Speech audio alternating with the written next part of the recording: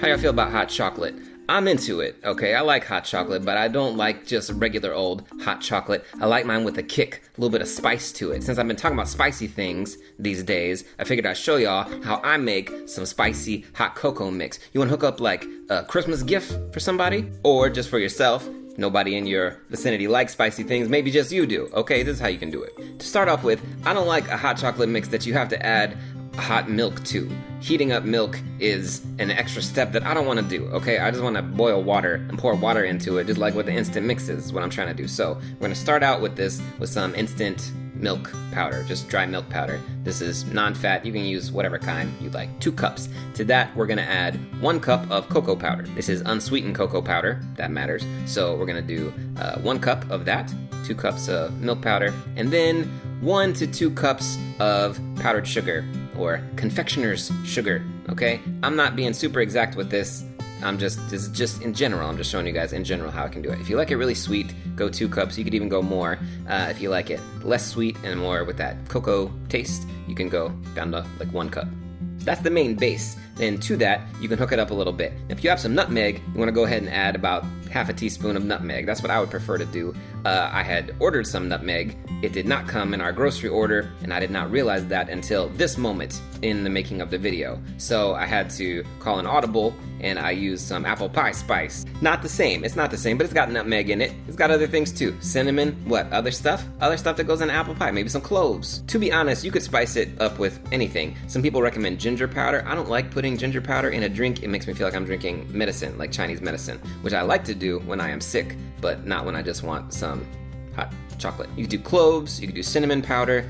In this case, I went with apple pie spice. Then you're gonna add your cayenne pepper. A little bit goes a long way. I was gonna add like half a teaspoon. I ended up adding just a little bit less because as I put it in there, I was like, oh man, I don't wanna kill people with spice. It's just supposed to be like a hint, like an aftertaste of spice in the hot chocolate mix. Okay, now you're gonna take a fork and, I can't even say fork right, and just mash the lumps, stir it up a little bit, get it basically mixed together, but that's not quite enough, okay? We wanna get a next level of mixedness going on, so then we're gonna get our sifter. We got the sifter for powdered sugar. We wanna put powdered sugar on top of like a baked thing, so it works great for that. You just put your mix, couple scoops of your mix in this sifter and work it until, okay, at this point, the bottom popped out of the sifter.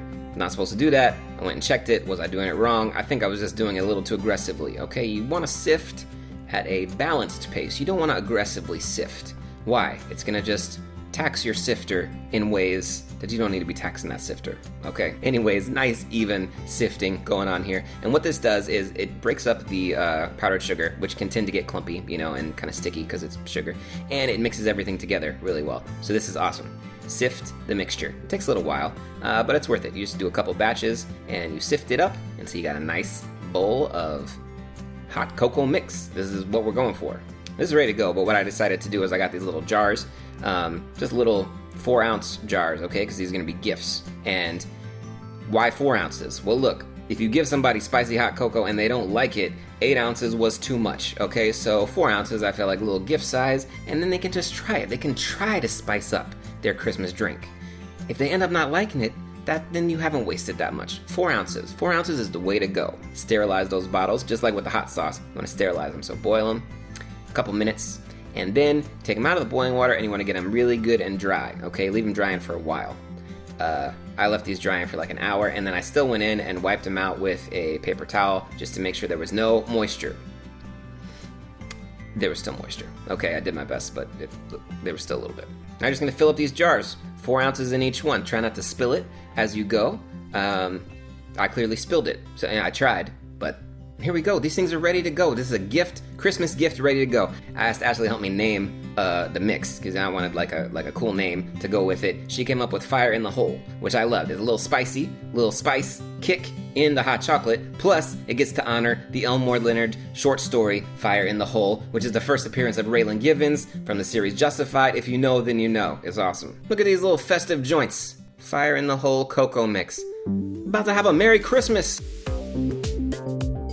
Look, I'm gonna give a couple of these away, so if you're into it, leave a comment. Maybe I'll give one to you. Maybe, if you're already my friend in real life, will give you one. You know, do you like spicy things? I don't know, but look, let's have a spicy Christmas, okay? Happy holidays, spicy Christmas to you.